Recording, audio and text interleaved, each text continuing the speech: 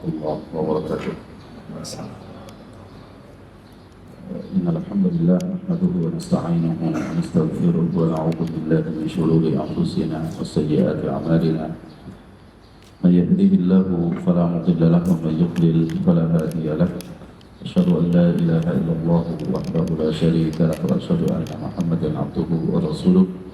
اللهم صل وسلم وبارك على نبينا محمد وعلى آله وصحبه أجمعين. يا أيها الذين آمنوا اتقوا الله حق تقاته ولا تموتن إلا وأنتم مسلمون. أما بعد، إخوة الإيمان أعزنا الله dengan memuliakan Allah Subhanahu wa taala, kita bersyukur kepada Allah Subhanahu wa taala atas nikmat Allah kepada kita sekalian. Semoga kita senantiasa mensyukurinya dengan ketaatan kita kepada Allah Subhanahu wa taala. Salawat serta salam kita sampaikan kepada Rasulullah sallallahu alaihi wasallam, dan semoga kita semuanya mendapatkan syafaat baginda Rasulullah sallallahu alaihi wasallam pada hari kiamat. Tapi pada dimana azanallahu wa iyyakum, amanah pembahasan yang pada kesempatan kita pada sore hari ini adalah tentang permasalahan yang sangat penting, dan sebenarnya itu adalah permasalahan yang sudah lama berkaitan dengan penyakit masyarakat yang secara umum dari zaman jahiliyah hingga saat ini. Bahkan kalau kita ambil sejarah, misalkan bahwa permasalahan perjudian ini adalah masalah yang mematikan ekonomi jahiliyah, tapi itu yang marak ya. Pada masa jahiliyah itu yang kaya yang semakin kaya, yang miskin biar kemudian semakin miskin. Ini salah satu adrar ataupun bahayanya perjudian, dan ini sudah terjadi pada masa sebelum Islam datang, lalu kemudian berganti nama pada setiap masanya sampai pada saat ini yang disebut dengan judi online, poker online, bola online, dan segala macam ya, yang semuanya mengandung unsur-unsur perjudian yang tidak sedikit korban dari kita, terutama orang yang ingin mendapatkan keuntungan dalam waktu yang cepat, instan, tanpa memikirkan efek bahayanya bagi diri dia, bagi keluarga dia, bagi agama dia. Itu yang paling penting, dan ini yang sangat banyak sekali. Untuk itu ikhwatul iman azanallahu wa iyyakum ajma'in, ada satu kaidah dikatakan oleh para ulama bahwa al-hukmu ala syai'i far'un an tasawwurihi, ya, bahwa menghukumi atas sesuatu itu bagian dari kita mengetahui hakikatnya. Maksudnya adalah apa? Kita tidak akan bisa menghukumi apakah permainan ini judi atau bukan judi, permainan ini haram atau boleh atau makruh, ya, atau misalkan aktivitas ini termasuk perjudian yang diharamkan dalam Islam atau tidak, gitu ya. Kecuali far'un an tasawwurihi, kita betul-betul memahami gambaran hakikat dari permainan ataupun permasalahan itu. Sehingga kalau kita dapati definisi yang banyak dilakukan oleh para ulama itu tentang masalah perjudian, definisinya itu sangat banyak sekali. Bahkan kadang-kadang definisi perjudian itu sangat bergantung dengan modelnya di zaman tersebut. Jadi ketika para ulama mendefinisikan perjudian itu, ya apa yang sedang terjadi di masyarakat pada saat itu. Misalkan kita dapati ya, para sahabat Abdullah bin Umar misalkan dan Abdullah bin Abbas radhiyallahu anhuma, di kalangan para sahabat ya, ketika mendefinisikan bahwa perjudian itu apa? Al-maisiru wal qimar. Al-maisir wa al-qimar. Al-maisir itu ya ungkapan untuk apa, mendapatkan. Jadi al-maisir itu kan ada kata-kata yang senada dengan itu, yaitu yusrun, itu kan mudah gitu ya, mudah, mendapati keuntungan secara mudah gitu. sesuatu yang didapati keuntungannya secara mudah. Huwal qimar, itu adalah perjudian. Itu definisi para sahabat. Al-maisiru huwa al-qimaru, sesuatu yang dihasilkan keuntungannya secara mudah, ya, keuntungannya secara mudah, instan maksudnya, itu udah judi. Ya, itu judi. Ini definisi para sahabat. Karena memang pada saat itu yang terjadi di masyarakat jahiliyah, orang misalkan saat itu berlomba berpacu kuda, ya. Orang ingin mendapatkan keuntungan, siapa yang paling cepat mendapatkan atau mencapai batas tersebut yang telah ditetapkan dapat hadiah ini. Kan keuntungan, dan itu di situ ada permainan. Ya. Keuntungan yang didapat dengan cepat seperti itu kata para ulama al-qimar, kata para sahabat, itulah perjudian. Jadi orang tidak punya usaha yang maksimal, yang penting hari ini saya harus dapatkan uang banyak, lalu datang ke lapangan, lalu di sana bisa pinjam kuda temennya, gitu ya, nanti keuntungannya dibagi dua, gitu misalnya. Lalu dia berpacu kuda tersebut, dari situ dapat keuntungan. Maka itu juga kata para ulama zaman dahulu, para sahabat, itu adalah perjudian. Itu definisi yang paling singkat. Mendapatkan keuntungan, ingin meraih keuntungan, harta secara instan, itu al-qimaru. Maka al-maisir itu al-qimar. Al-maisir sendiri kenapa? Karena kalau al-maisir diartikan hanya perjudian saja, maka definisi ini nggak masuk. Apa itu perjudian? Perjudian yaitu perjudian, kan gitu. Karena al-qimar itu sendiri artinya perjudian. Al-maisir terjemahan di Al-Quran, innamal khomru wal maisiru. Al-maisir adalah perjudian. Lalu kalau ditanya, apa itu perjudian? Al-maisiru huwa al-qimar. Perjudian adalah perjudian. Jadi susah kan? Maka kembali kepada hukum asal. Apa sih? Kenapa judi itu dikatakan al-maisir? Kan gitu. Karena al-maisir di asal kata itu ada sesuatu yang mudah kita dapati, ya, dan mudah didapati itu gambling. Ada di dalamnya gambling. Sebagian orang bisa cepat, sebagian orang tidak mungkin cepat mendapatkan. Ini definisi yang pertama misalkan.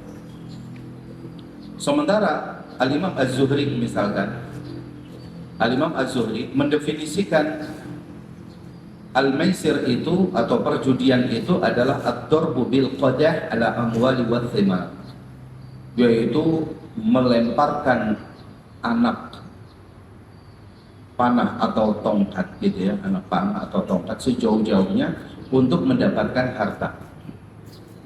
Ya. Jadi siapa yang paling cepat, misal yang paling lemparannya jauh, yang paling jauh melempar entah anak panah ataupun melempar tongkat, yang paling jauh dia dapat harta misalkan, atau dapatkan athimar, yaitu buah-buahan.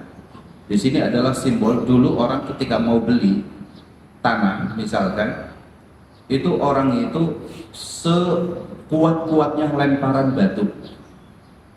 Ya. Jadi ketika kita mau membeli itu, misalkan ada batu di tangan kita, batu itu sudah dicat zaman dahulu, lalu dilemparkan. Harganya itu sudah ditetapkan di awal. Ya kan? Dan berapa dari harga yang ada, dari harga yang sudah ditetapkan itu sejauh Anda melempar, silahkan. Gambling nggak? Gambling, ya kan? Yang tenaganya kuat, lemparannya dia jauh. Tapi yang pada saat itu tenaganya lagi nggak kuat, kan dia lemparannya sedikit, sehingga bisa saja dia mengeluarkan uang yang besar, tapi hasilnya sedikit, atau kebalikannya. Ya, mengeluarkan uang itu sedikit, hasilnya hasilnya banyak.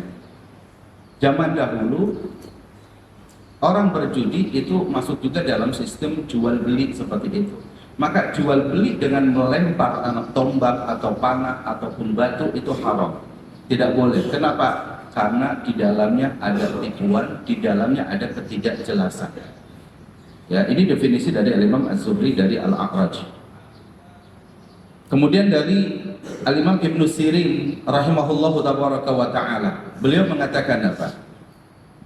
Kata beliau, kullu la'bin, setiap permainan, fihi qimarun, yang padanya ada perjudian, min syurbin, baik itu bentuknya minuman, au sayahin atau teriakan, au qiyamin atau dia berdiri, fahuwa minal maisir, maka itu termasuk mendapatkan harta dengan cara yang instan atau judi tadi. Contoh begini, di sebagian kita ada permainan, misalkan yang ini sebenarnya adalah judi kalau definisi Muhammad Ibn Sirin rahimahullah ta'ala. Siapa yang bisa minum Coca-Cola sebanyak-banyaknya, kan ada tuh di TikTok, di apa gitu ya, apakah itu demi konten atau apa segala macam gitu ya, atau siapa yang memakan cabai, berani memakan cabai sebanyak-banyaknya dapat hadiah ini, atau siapa yang bisa melompat sejauh-jauhnya, atau misalkan siapa yang bisa teriak sekencang-kencangnya, sekeras-kerasnya, atau siapa yang bisa berdiri lama selama berdirinya dia, atau siapa yang bisa nyelam di kolam renang yang paling lama tidak ambil nafas, misalkan yang bisa nahan nafas di dalam kolam, dia akan mendapatkan hadiah. Apa kata Muhammad Ibn Sirin? Fahuwa minal maisir, itu termasuk perjudian. Jadi perjudian itu bisa masuk ke makanan, bisa masuk ke minuman, bisa masuk cuman tadi nyelam lama-lamaan gitu ya, atau kuat-kuatan berdiri ya. Yang itu permainan semua, rata-rata itu permainan yang ada di masyarakat kita. Itu kata Muhammad Ibn Sirin, seorang tokoh ulama di kalangan tabi'in. Beliau mengatakan fahuwa minal maisir, itu termasuk perjudian. Ulama di zaman ini, Al-Imam As-Sa'di rahimahullahu tabaraka wa ta'ala, penulis kitab Taisir Al-Karimir Rahman fi Tafsir Kalamil Manan, beliau mengatakan apa? Kullul mughalabat, setiap permainan, pertandingan, perlombaan, allati yakunu fiha iwadun minat tarfaini, baik ya, atau setiap permainan, perlombaan, pertandingan yang di dalamnya ada penggantian dari dua pihak.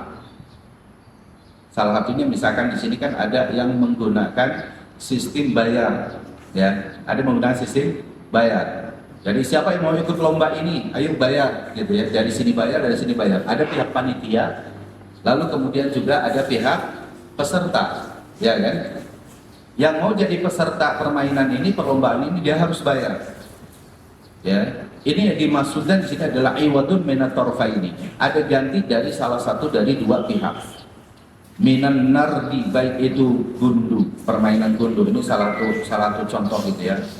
Jadi ini permainan gundu gitu ya. Atau asyatranj, catur.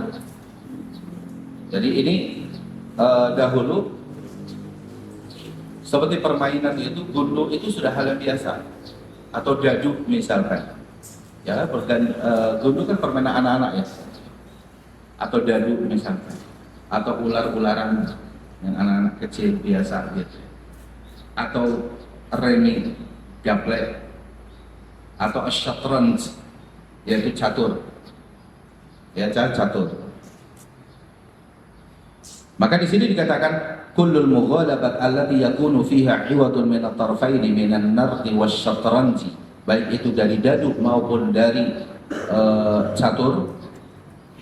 Wa kullu mughalabatin, dan setiap ya perkataan atau perlombaan baik dengan perkataan, au fi'liyatin, atau perbuatan, bi'iwadin, dengan mendapatkan gantinya, ya, fahuwa minal maisir, maka itu termasuk perjudian.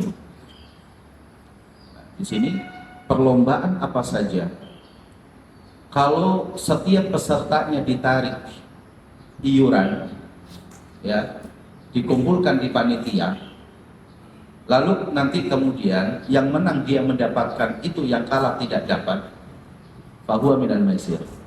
Kata Imam As-Sa'di, itu masuk dalam kategori apa? Judi.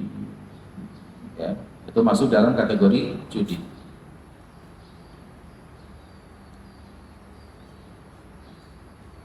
Nah, kalau kita dapati dari definisi yang ada, kata iman azanallahu wa iyyakum ajma'in, ini bisa terjadi offline, bisa terjadi online. Ya. Kita nonton bola langsung di lapangan, lalu kemudian kita katakan, kamu menjagokan siapa, saya menjagokan siapa, offline, langsung kita datang ke lapangan tersebut. Ya, maka itu judi.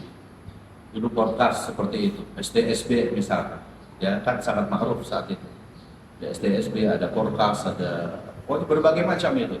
Judi-judi yang itu sistemnya offline, langsung. Sekarang itu hampir tidak didapati dan semuanya bisa dilakukan dengan cara online. Itu hanya sarana saja, teknis saja, mau online mau offline apa, segala sesuatu yang di situ ada unsur meraih keuntungan dengan cara cepat. Yang pertama itu disebut judi. Yang kedua, setiap permainan yang di dalamnya ada unsur bayar membayar, yang menang dia dapat bayaran dari situ, itu juga judi. Ya. Bentuknya perkataan atau perbuatan. Perkataan contoh begini, musabaqah tilawatil Quran. Kan ngaji itu perkataan ya, itu ngaji.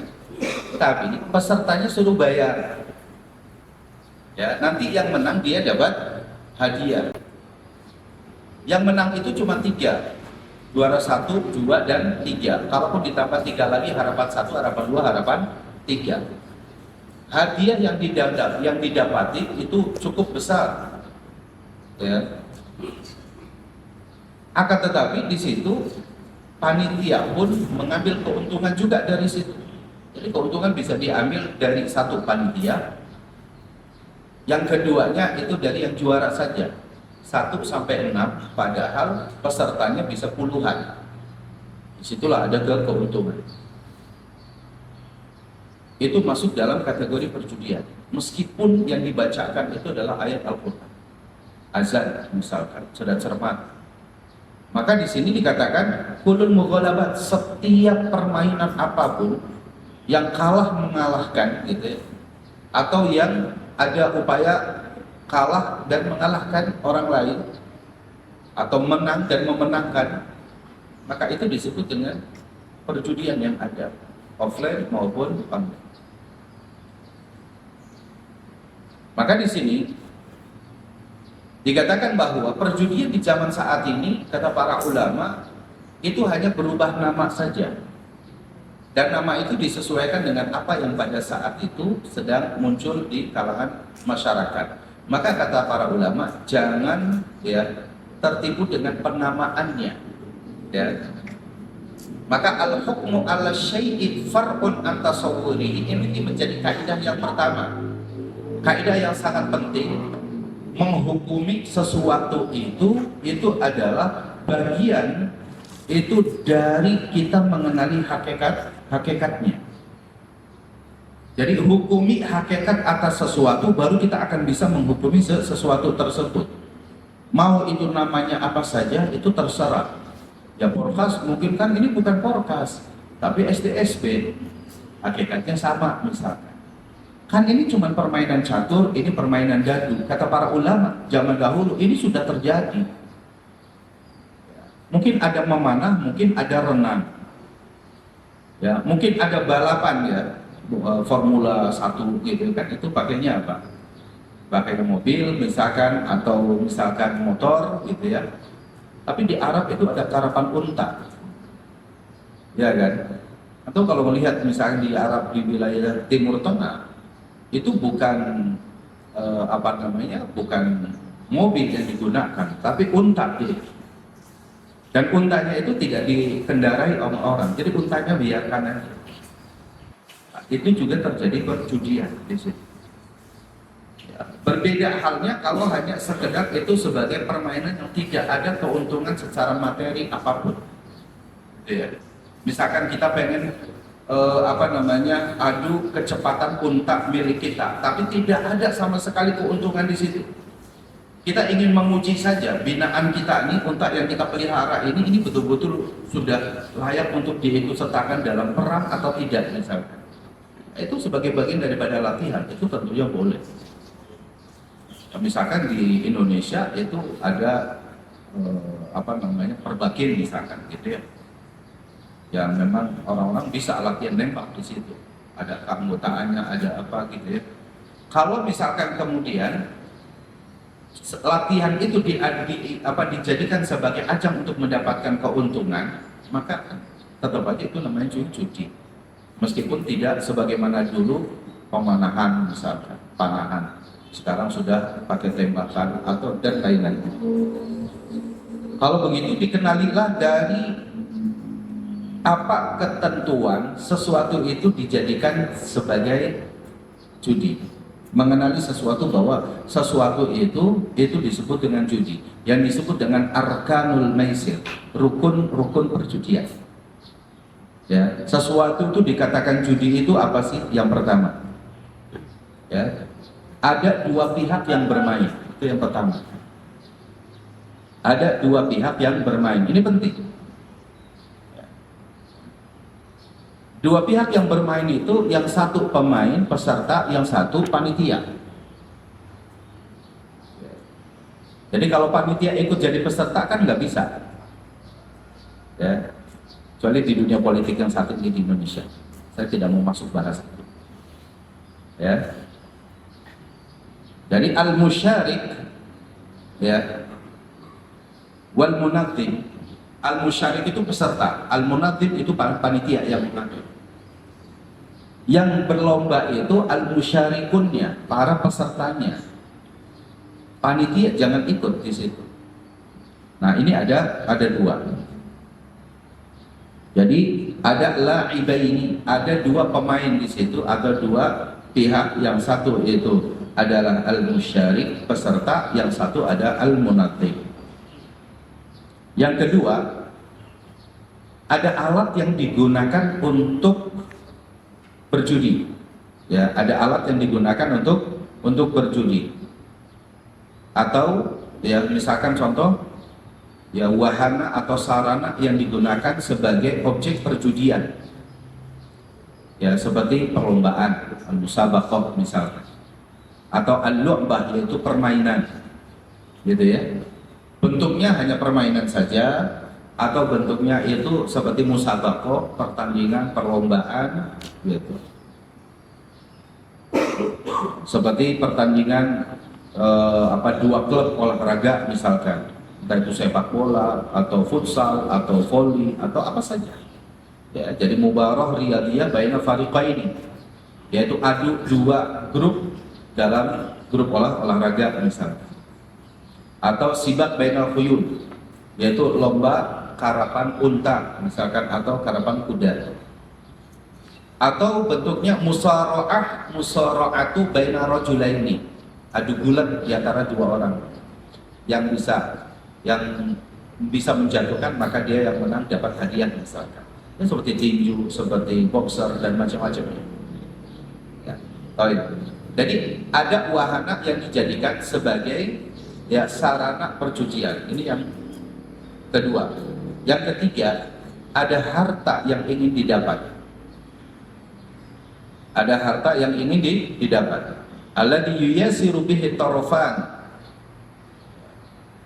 Nah, harta itu diambil dari peserta yang ada yang mau ikut lomba tersebut atau permainan tersebut. Ada dianggap sekarang misalkan, saya enggak naruh uang Ustaz di situ untuk judi online saya. Iya, pulsa yang Anda gunakan itu loh, paket yang Anda gunakan, ya kan? Jadi sistem misalkan bahwa paket yang digunakan, lalu kemudian kan ada yang gamer itu permainan orang yang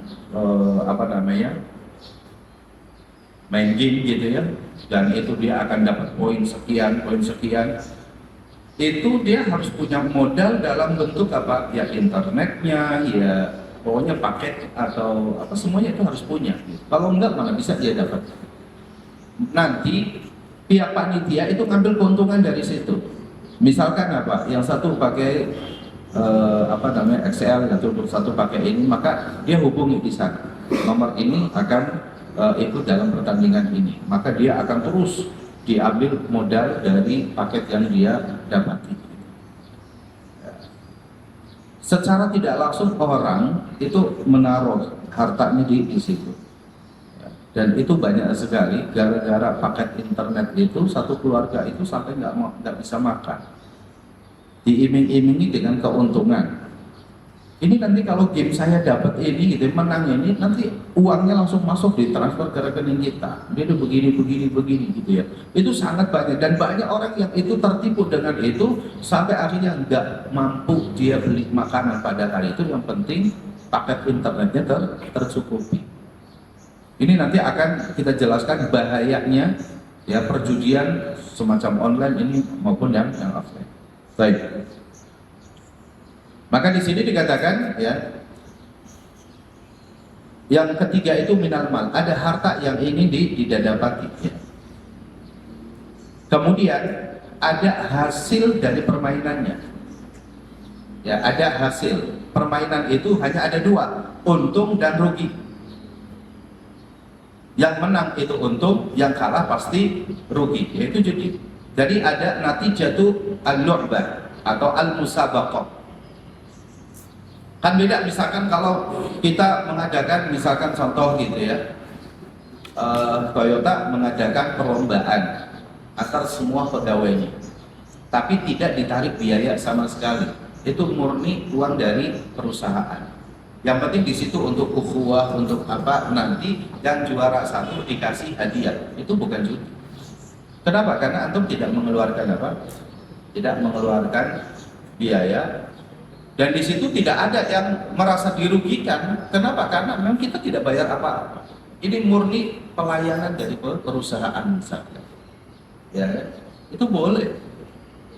Ya, untuk meningkatkan ukhuwah kita, persaudaraan sesama karyawan dan yang lainnya, maka itu boleh. Tapi kalau panitia menarik bayaran untuk menjadi peserta, nanti hadiahnya juga diambil dari situ atau operasionalnya diambil dari situ, maka ini bisa masuk dalam kategori judi. Jadi ada natijatul lu'bah allati la budda an takuna khasaratan aw ribhan. Ya, hasil dari permainan itu pertama khasarah, rugi, aw ribhan, atau yang kedua untung. Untung bagi yang menang, rugi bagi yang kalah. Ya. Dan di sini seperti yang terjadi pada bentuk-bentuk perjudian yang terdahulu maupun yang saat ini. Ini yang bahkan kalau kita dapat saat ini tanpa disadari kadang-kadang kerugian kita itu sangat besar dalam perjudian online. Ya, baik itu fisik kita, ya, orang misalkan terus di depan layar gitu ya, itu yang matanya akhirnya dia harus terus pantengin game tersebut, lalu kemudian uangnya harus keluar. Belum lagi kalau dia terlambat makan, ya kan? Dan tidak sedikit orang yang kemudian pada saat dia sedang main game tersebut dengan game perjudian itu, kopi itu sudah ya bertumpuk gelasnya. Sampai-sampai itu kadang-kadang tidak bisa melihat ke kopi tersebut. Dia sebentar kita melihat pada orang, beliin kopi, buatin kopi, itu terus gitu ya. Nggak terasa bahwa kopi itu sudah berapa gelas.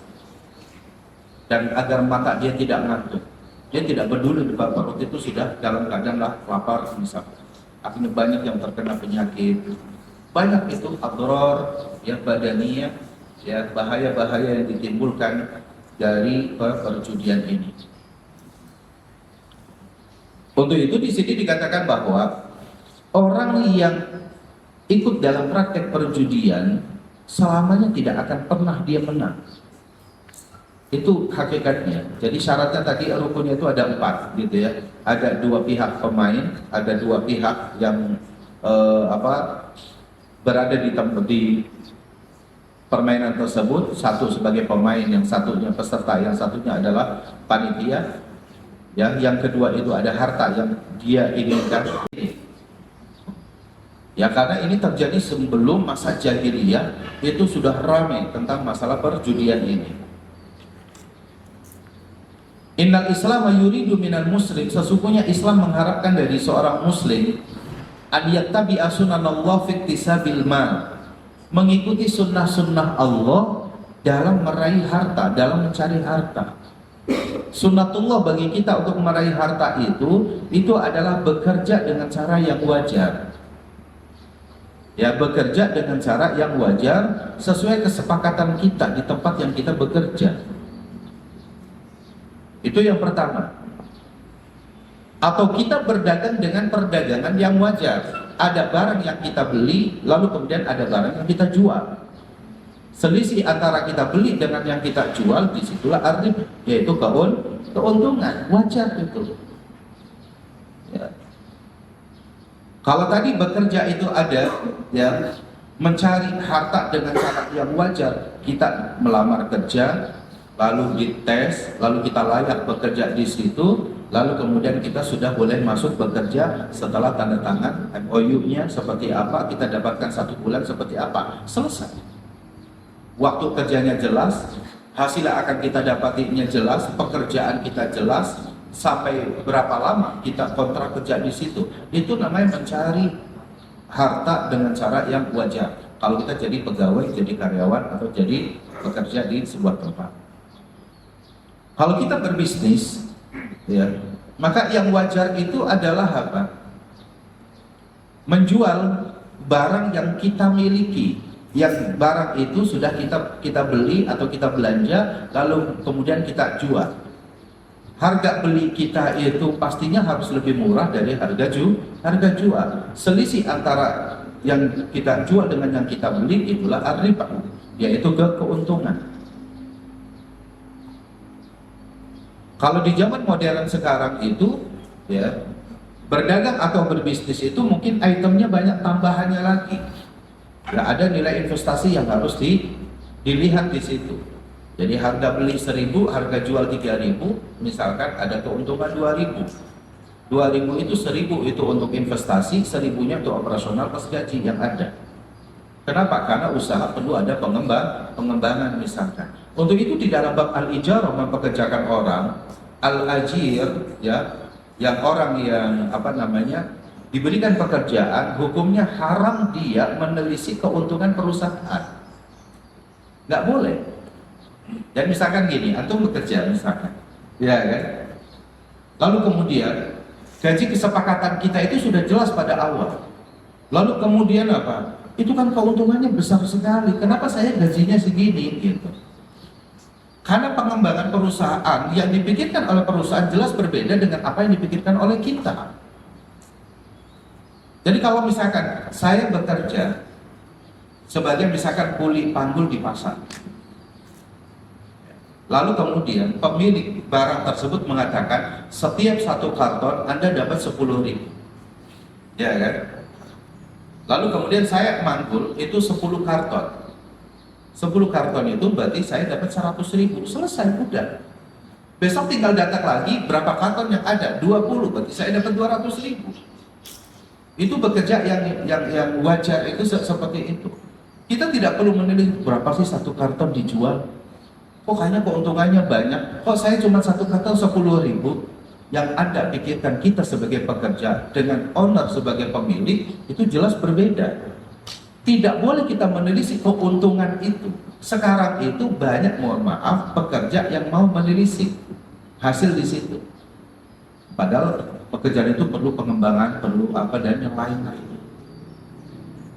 Ini di bab al-ijarah. Kalau kita lihat di bab al-ijarah dituliskan dalam buku Mawsu'ah al-Adab al-Islamiyah, Syekh Fakih Sayyid Nada, di bab yang pertama dijelaskan panjang lebar dalam masalah itu. Dalilnya adalah hadis Rasul sallallahu alaihi wasallam.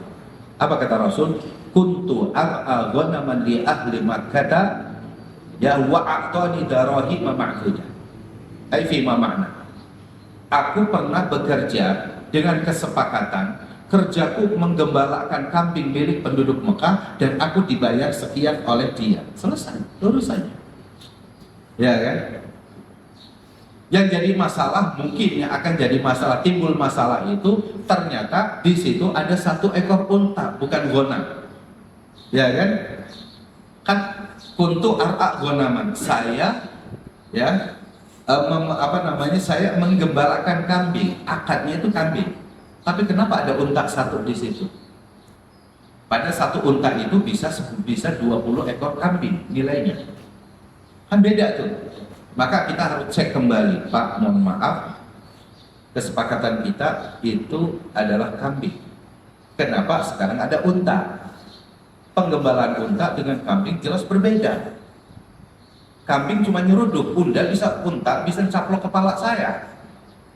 Saya diinjak kambing nggak bakalan mati, saya diinjak unta bisa mati. Resiko-resiko itu harus ditanggung. Ya kan itu jelas tuh.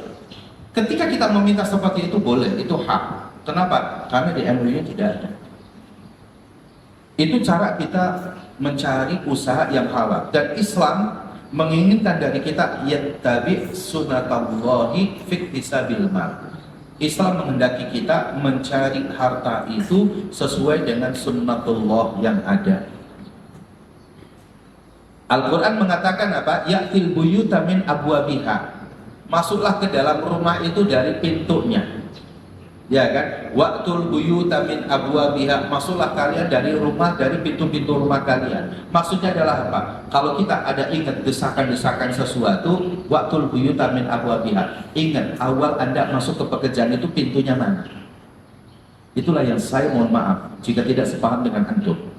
Saya sering menasihati teman-teman yang bekerja di sana, itu ada serikat buruh. Ya kan? Saya mengatakan, Anda ketika masuk di situ, Anda berada daftarnya melalui serikat buruh atau Anda langsung pada HRD yang ada. Ya kan? Kalau Anda masuk melalui HRD, maka kesepakatan Anda dengan HRD itulah yang kita ambil. Serikat buruh sistemnya dia membantu menjembatani sesuatu ini. Jangan kemudian kita menjadikan apa? Dua yang dikonfrontasikan. Karena kita bekerja bukan digaji oleh serikat buruh. Kalau serikat buruh dia mengatakan apa? Kamu itu naik gaji karena saya. Kamu itu istri antum itu makan dari karena usaha saya. Anda pemilik kalau begitu. Ya kan? Anda pemilik dong kalau begitu. Anda lebih hebat dong dengan pemilik perusahaan itu. Jadi kembalikan waqtul buyuta min abwabiha. Serikat buruh itu partner, bukan untuk apa? Ya, bukan untuk dikonfrontasikan, bukan. Kenapa? Karena kita bekerja di sini, kita digaji di sini, kita harus memberikan keuntungan kepada perusahaan ini. Imbalnya adalah kita dapat gaji yang telah disepakati di awal. Kalau misalnya kita mau naik, kita datang ke HRD lagi, Pak, bisa nggak dinaikkan gaji saya, gitu kan? Saya sudah 5 tahun, saya sudah begini. Insya Allah saya siap untuk memberikan keuntungan yang besar yang ini dan yang lain. Itu namanya iktisab al-amwal ala sunnatillah. Sebagai pekerja, Rasulullah dan para sahabat seperti itu sudah berlalu, sudah mencontohkan kepada kita. Ketika orang-orang muhajirin datang ke Madinah, bertemu dengan orang Ansor, maka orang Ansor mengatakan, aku punya tanah. Tanahku ini belum ada yang menggarap. Kalau Anda mau menggarap itu silakan, saya modalin. Bagi Anda itu 60%, bagi saya pemilik modal itu 40%. Ya. Kerugian, kalau kerugiannya itu adalah force majeure misalkan, maka ya saya tidak akan menagih gitu. Tapi kalau itu human error misalkan, ya saya tetap akan minta. Ada pekerja, dia pekerjanya masih merokok, lagi merokok begitu, lalu kemudian koreknya gitu, dilemparkan aja. Loh, dilemparkan ke rumah, di situ rumahnya itu dari kayu, ya kebakar. Ya kan? Atau misalkan ke pekarangannya itu terbakar, plus modal-modalnya habis di situ. Berarti itu human error. Bukan kebakaran karena sambungan listrik yang memang itu sudah tidak terjadi, ini karena mungkin gempa dan macam-macam. Jadi itu mudah sekali untuk bisa terlihat. Maka setiap kali menghukumi itu coba gambarannya seperti apa. Ini human error atau ini force major yang terjadi. Nah, kalau kita bisa melihat seperti itu, maka insya Allah orang dia akan bisa melihat usaha saya berada di atas jalan yang benar atau saya menzolimi orang. Wal qimaru, sedangkan perjudian itu yaj'alul insan ya'tamidu 'alal haddi was sadafati wal amanil faridhah. Sedangkan perjudian itu menjadikan orang itu bersandar kepada angan-angan, bersandar kepada instan untuk mendapatkan tanpa ada ikhtiar.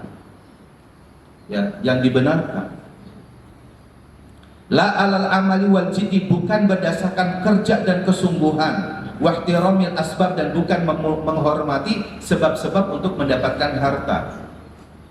Seorang yang soleh, Luqman, yang namanya dimasukkan dalam nama surat, yaitu surat Luqman, ya, itu memberikan contoh pekerja yang baik, yang luar biasa. Al amal wal jidd. Dari situlah ada penilaian. Ya. Dia datang pagi hari, dia ke hutan, lalu naik ke pohon, dia ambil kayu-kayu di hutan tersebut yang kering, lalu kemudian dia ikat, lalu dia panggul, dia bawa ke pasar.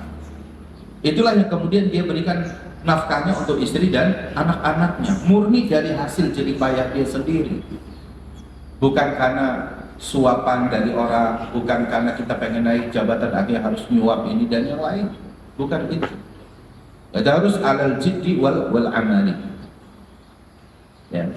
Maka di sini Islam sangat menghargai kita semuanya agar kita ya betul-betul memperbaiki cara kita mendapatkan harta.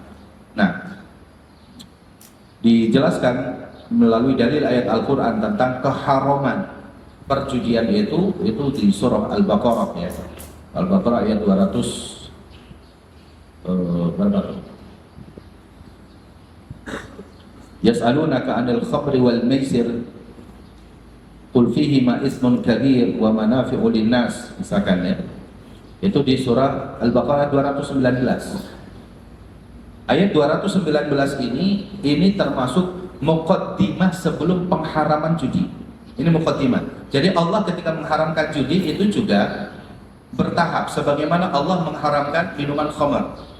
Allah katakan apa? Yas'alunaka, mereka bertanya kepada wahai Muhammad, anil khamri wal maisir, tentang minuman keras atau sesuatu al-khamar yang merusak akal, ya, wal maisir, dan perjudian. Qul, katakanlah wahai Muhammad, fihima ismun kabir, pada perbuatan dua permasalahan itu terdapat dosa yang besar, wa manafi'u linnas, dan manfaat bagi manusia. Dosa besar tapi ada manfaat.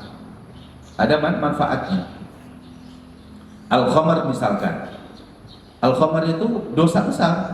Kita minum minuman keras misalkan gitu ya. Tapi ada manfaatnya. Mungkin bagi mereka yang tinggal di wilayah yang sangat dingin, maka minuman itu bisa menghangatkan badannya. Itu manfaat salah satunya. Tapi dosanya sangat besar. Judi misalkan, ada manfaatnya. Orang lagi pengen punya duit, dia nggak punya duit, tiba-tiba hanya modal 10.000, dia dapat 100.000. Pas kebetulan menang dia, dapatlah dia 100.000. Ada manfaatnya. Tapi apa kata Allah? Wa ithmuhuma akbaru min naf'ihima. Dosa keduanya jauh lebih besar dari manfaatnya. Ya, ini muqaddimah pengharaman. Ketika diturun ayat ini, orang-orang masih melakukan yang khamar, ya masih minum, gitu ya. Apalagi di musim dingin di wilayah Jazirah Arab, seperti bulan ya November, Desember, Januari, Februari, itu musim dingin, mereka bisa sampai 6 derajat, bahkan bisa sampai minus. Maka kemudian mereka terbiasa, mereka itu minum tuak, yang itu menjadi penghangat badan dia.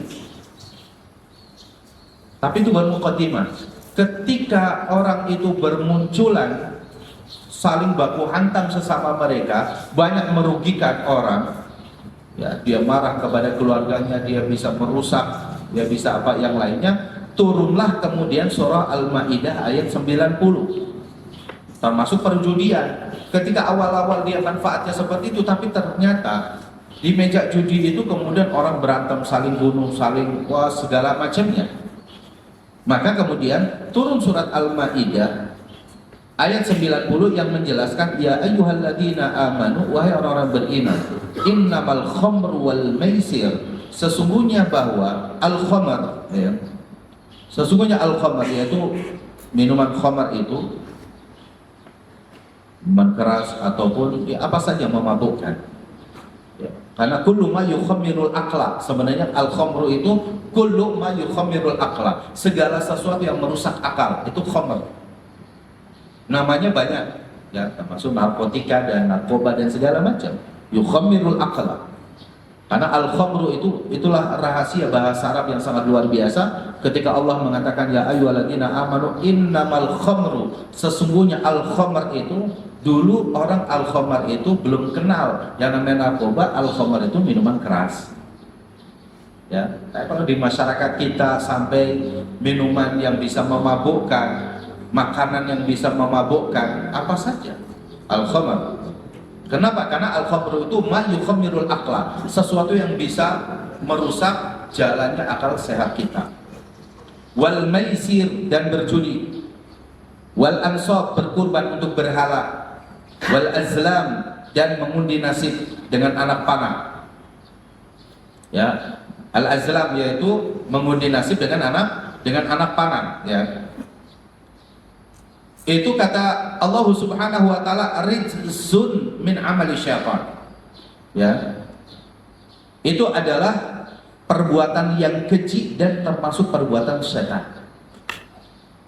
Ya, jadi sangat tegas sekali bahwa berjudi itu pertama rijs, perbuatan yang najis, perbuatan yang kotor, perbuatan yang keji. Yang kedua min amali syaitan, itu perbuatannya syaitan. Bukan perbuatannya ya manusia, apalagi muslim, apalagi mukmin. Jadi kalau kita berbicara pada ayat ini, ya Allah katakan ya ayyuhalladzina amanu, wahai orang-orang yang beriman. Di bawah orang yang beriman ada yang lagi manusia secara umum. Allah katakan kepada orang yang beriman bahwa al-khamr, yaitu minuman keras tadi, sesuatu yang merusak akal, wal maisir, dan itu perjudian. Pertama itu rijsun, yang kedua amali syaitan. Rijsun min amali asyaitan. Lalu yang ketiga Allah katakan apa? Fajtanibu, tinggalkan, jauhi. Ini fi'il amr yang asluhu lil wujub, hukum asalnya wajib. Wajib meninggalkan apa yang dilarang oleh Allah. Fajtanibuhu, tinggalkan, jauhi. La'allakum tuflihun, semoga kalian itu ya, atau agar kalian itu beruntung. Nah, surah Al-Maidah ya, ayat 90 ini memberikan gambaran kepada kita ikhwatal iman a'azanallahu wa iyyakum ajma'in, bahwa ternyata ya, perjudian ini itu adalah penyakit yang sudah dari zaman dahulu, yang secara jelas Al-Quran telah mengharamkan, baik muqaddimah awalnya sampai kemudian pada akhirnya Allah kemudian mengharamkannya. Dan kemudian dijelaskan juga dalam hadis Rasulullah sallallahu alaihi wasallam, atau dalil yang lainnya banyak ya, berkaitan dengan termasuk larangan Allah memakan makanan yang bukan dari harta kita. Ya, la ta'kulu amwalakum bainakum bil batil. Janganlah kalian memakan harta kalian di antara kalian dengan cara yang batil. Dan perjudian itu adalah mengambil harta orang lain. Ya. Kita misalnya sama ini seperti kasusnya nanti kasus asuransi misalkan. Ini kan banyak, nanti perlu dibahas juga.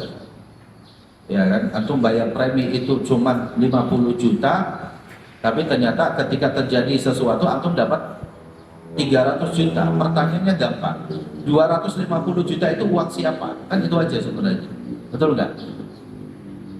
Ya, antum bayar 50 juta premi dari tahun pertama sampai tahun ketiga, kecelakaan di tahun keempat, waliyadzubillah, semoga kita tidak, gitu ya, atau di tahun kelima. Uang yang sudah kita bayarkan itu cuma 50 juta, tapi antum mendapatkan ganti sampai 300 juta. Pertanyaannya mudah. 250 juta uang siapa? Maka orang yang di sana akan mengatakan, ya kan yang bayar premi bukan Anda saja, betul. Tapi uang saya cuma 50 juta. Saya cuma nanya, 250 juta uang siapa ini? Uang dari fulan yang bayar premi, katanya. Loh, kalau misalnya dalam satu waktu seluruh peserta yang bayar premi itu meninggal semua, kecelakaan semua, Anda uangnya dari mana? Gak mungkin. Kalau Anda katakan gak mungkin, Anda telah mendahului ketentuan Allah. Ya kan? Ketika terjadi tsunami misalkan, berapa orang yang kecelakaan dalam satu waktu? Itu kajian tentang masalah yang banyak terjadi di masyarakat kita, yang mau tidak mau itu harus kita pahami. Ya, ini permasalahan yang luar biasa lagi. Adapun hadis, saya tidak mau bicara itu dulu, kita bicara al-qimar, ya, yaitu perjudian. Dalam hadis Rasulullah sallallahu alaihi wasallam yang diriwayatkan dari Buraidah al-Aslami radhiyallahu anhu, Rasulullah mengatakan, man la'iba bin nardish, ya bin nardishir atau bin nardi saja dalam riwayat yang lain, siapa yang bermain dadu, faka'annama sabagha yadahu fi lahmi khinzirin wa dami, itu seperti orang yang mencelupkan tangannya di darah babi ataupun di daging babi. Ya, jadi ini ada babi, lalu kemudian siapa yang bermain dadu gitu ya, dengan cara kita ingin mengambil keuntungan, itu seperti tangan kita dicelupkan pada darah babi. Sebagian muslim melihat babi itu kan nggak enak melihatnya. Kita tidak semua suka kucing, itu sepakat. Ada yang suka kucing, ada yang enggak. Saya kalau melihat babi muslim itu rata-rata. Karena Allah sudah fitrahkan pada diri kita itu sebagai ujian saja. Ya. Anjing yang kadang-kadang itu menurut dalam hukum itu tidak boleh dimakan, tidak boleh tapi masih boleh untuk muslim itu dipelihara untuk menjaga sawah, menjaga rumah, kan begitu. Tapi nggak ada, babi itu manfaat bagi seorang muslim itu nggak ada. Ketika orang bermain dadu dengan niatan itu berjudi tadi, tidak ada unsur perjudian dengan syarat-syarat yang tadi ditetapkan, itu seperti sobagha yadahu, orang yang melumuri tangannya itu dengan darah babi. Apa kata para ulama? Ya. Hadis ini dijelaskan hujjatun lisyafi'i wal jumhur fi tahrimil la'bi bin nardi. Hadis ini menjadi dalil yang sangat tegas, dikatakan oleh Imam Syafi'i dan jumhurul ulama akan keharaman bermain dadu. Ya. Tapi tadi bermain dadu yang memang ada unsur apa? Ada unsur perjudian tadi. Syarat-syarat yang tadi sudah kita jelaskan. Hadis yang diriwayatkan yang kedua dari Abu Musa al-Asy'ari radhiyallahu anhu, Rasulullah sallallahu alaihi wasallam bersabda, man la'iba bin nardi faqad asallaha wa rasulahu. Siapa yang bermain dadu maka dia telah menentang Allah dan Rasulnya, telah bermaksiat kepada Allah dan Rasulnya. Dan ada sesuatu dijelaskan oleh Imam Az-Zarqani, kenapa sebab bermain dadu ini diharamkan dan kenapa itu disebut sebagai sebuah kemaksiatan. Salah satunya alasan disampaikan oleh Al-Imam Az-Zarqani, anna awwala man wada'ahu, orang yang pertama kali membawa dadu ke wilayah kaum muslimin sampai itu menjadi permainan yang dimainkan oleh kaum muslimin adalah Sabur bin Ardashir. Sabur bin Ardashir wa fi'luhu ittiba' li sunnatil majus. Perbuatan Sabur bin Ardashir ini perbuatannya orang-orang Majusi. Dialah yang mengimpor permainan dari kaum Majusi kepada kaum muslimin. Sebagaimana dulu Amr bin Luhai membawa yaitu patung Hubal itu masuk ke wilayah Jazirah Arab dan merubah ketauhidan agama tauhid Nabi Ibrahim dan Nabi Ismail, merubah menjadi masyarakat yang kaum paganis, penyembah patung dan berhala. Itu sama seperti itu. Maka ini kata Rasulullah SAW, dia telah durhaka kepada Allah dan Rasulnya Sallallahu Alaihi Wasallam. Dijelaskan dalam riwayat Abdullah bin Abbas radhiyallahu anhu, hadis yang ketiga, Rasulullah mengatakan, Innallaha harrama 'alaikumul khamra wal maisir wal kauba. Sesungguhnya Allah telah mengharamkan atas kalian al-khamar, minuman keras, wal maisir, dan perjudian, dan al-kuba. Al-kuba itu an-nar, yaitu dadu tadi. Ya, wakil as-syatranj, ya syatranji, yaitu catur. Masuk di dalamnya. Ya. Itu definisi yang telah dijelaskan oleh para ulama. Sehingga ikhwatal iman, ada bahaya yang sangat besar. Bahayanya itu ada dua. Pertama, bahaya dari sisi agama. Yang kedua, bahaya dari sisi dunia. Dari sisi agama, pertama kita akan mendapatkan dosa besar. Anna fil maisir isman kabir. Bahwa dalam perbuatan atau dalam permainan judi itu ada dosa yang sangat besar. Dan tadi dalilnya sudah ada, yaitu di surah Al-Baqarah ayat 219. Yang kedua, bahwasanya permainan judi itu adalah qarinus syirki wa syurbil khamri. Perjudian itu kawan dekatnya kesyirikan dan kawan dekatnya minuman keras. Itu judi. Di tempat perjudian pasti kesyirikan itu ada. Di tempat perjudian pasti yang namanya minuman khamr itu ada. Itu pasti. Tidak ada yang namanya perjudian itu kemudian di sampingnya itu cuma teh sama kopi saja, itu enggak ada. Teh dan kopi itu minuman orang bertakwa katanya. Para ulama itu hampir itu kalau nulis atau apa, sebagian mereka banyak mencintai kopi. Untuk kesehatan bisa teh. Tapi al-khamr itu qarin al-maisir. Kawan dekatnya perjudian itu khamr. Dan itu yang tidak diperbolehkan kita untuk mendekati, ya, kawanan-kawanan yang bisa menyebabkan, ya, itu terjadi perjudian, kesyirikan, dan juga al-khamr tadi. Dan itu tadi sudah dijelaskan. Dalilnya adalah apa? Bisa dilihat tadi surah Al-Maidah tadi ayat 190, ya, innal khamra wal maisir wal azlam wal ansab, gitu kan. Karena itu perjudian itu minuman khamar, lalu kemudian penyembahan patung berhala, dan ini qarinus. Itu dalilnya itu. Yang ketiga, bahwa al-maisiru ridsun, bahwa judi itu perbuatan yang najis dan kotor, keji. Innamal khamru wal maisir wal ansab wal azlam rijsun. Sesungguhnya minuman keras, perjudian, ya, mengundi nasib dengan anak panah, ya, atau tadi misalkan menyembahkan sesuatu al-ansab itu dengan kepada berhala, sesajen dan macam-macam, kan itu syirik. Ya, maka tadi al-maisir qarinus syirk, dan itu semuanya rijsun, itu perbuatan yang keji, perbuatan yang najis. Kata para ulama, rijsun itu dari kata rijsun. Rijsun itu berasal juga asluhu rijsun, pakai kaf. Ar-rijsu artinya al-adrah wan natan. Mohon maaf, ya, ar-rijsu itu kotoran manusia. Itu ar-rijsu itu asalnya ar-rijsu. Jadi rijsun itu rijsun. Ar-rijsu ay al-adrah wal qadharah, kotoran manusia. Jadi al-qadharatu awin najasatu itu suatu yang kotor dan suatu yang najis. Itu secara hissi, ya, secara apa yang ada. Kemudian yang terakhir secara agama, bahwa al-maisir min amali syaitan, bahwa perjudian itu perbuatannya syaitan.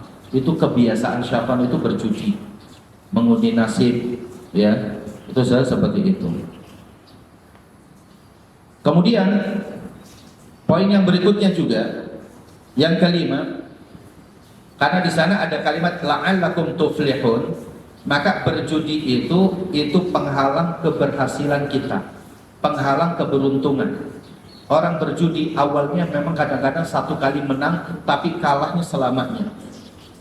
Ketika kalah itu semuanya habis, termasuk yang tadinya uang kita harta ada di meja judi, itu termasuk yang lagi ada di rumah pun akhirnya diambil. Karena apa? Setan membuat penasaran terus. sampai surat tanah habis, sampai kendaraan BPK habis dan yang lainnya, sampai habis kembali kepada miskin semiskin-miskinnya. Maka judi min mawani'il falah. Judi itu adalah penghalang keberhasilan dan keberuntungan. Dan yang terakhir secara agama, judi itu yasuddu an dzikrillah wa anis salat. Berjudi itu menghalangi orang berzikir kepada Allah dan sholat. Orang kalau lagi asik main game, itu sholat kadang lupa, zikir kepada Allah apalagi. Sholat yang dalam satu hari cuma 5 kali saja itu kita lupakan, apalagi suruh berzikir sebanyak-banyaknya, itu lupa. Bahkan mohon maaf, sebagiannya kadang-kadang kita dapati itu kata-katanya itu jadi kotor, kata-katanya kasar. Ya, kata-kata yang tidak pantas itu diucapkan, dan saya mengalami sendiri. Ya, para pengajar yang masih main game, makanya saya marah betul kepada mereka itu, karena ketika dia ya dikira mungkin santri sudah tidur, dia ada yang main begitu gitu. Ya mohon maaf, kata-kata yang nggak pantas, kata-kata goblok, kata-kata tolol, kata-kata kasar seperti itu, wal'iyadzubillah, itu terucap. Saya bilang, Anda guru, Anda pengajar, di samping kanan kiri Anda itu ada santri yang sedang beristirahat. Itu. Karena itu tadilah, kalau kecanduan game seperti itu, maka tidak ada jalan lain. Anda bersihkan dulu dari itu, keluar dulu, silakan. Pulang ke rumah, kalau Anda sudah yakin bisa balik lagi, Anda balik. Kalau tidak, mohon maaf, kami tidak menerima kembali. Kenapa? Karena di hadapannya ada para santri, ada para yang sedang belajar, ya itu harus seperti itu. Ya, jadi yasudduna an dzikrillah, menghalangi orang berzikir kepada Allah, wa anis salat. Salatnya juga akhirnya apa? Ya paling terakhir. Adapun kerugian dan bahaya dari secara dunia, judi itu mewariskan permusuhan. Yang menang juga akan memusuhi yang kalah dengan ya bullyingnya, membuli. Ya. Kadang-kadang yang menang itu jadi sombong, bahkan membuli yang kalah apalagi bisa melakukan permusuhan yang lebih berat dari itu. Kadang-kadang yang menangnya juga itu bisa dibunuhnya oleh dia. Al-adawah wal qatl, terjadi pembunuhan, terjadi apa ya? Itu yang sama sekali bertentangan dengan syariat agama kita. Sesama mukmin bersaudara, sama mukmin saling berkasih sayang, saling menghargai, saling menghormati dan lain-lainnya ya. Kemudian yang kedua, bahwa perjudian itu termasuk faktor menyebarnya pengangguran. Al-batalah, kemalasan, kelemahan, pengangguran itu karena judi. Karena judi. Orang ingin dapat instan. Kan kalau kita makan sudah mie instan, itu malas makan nasi.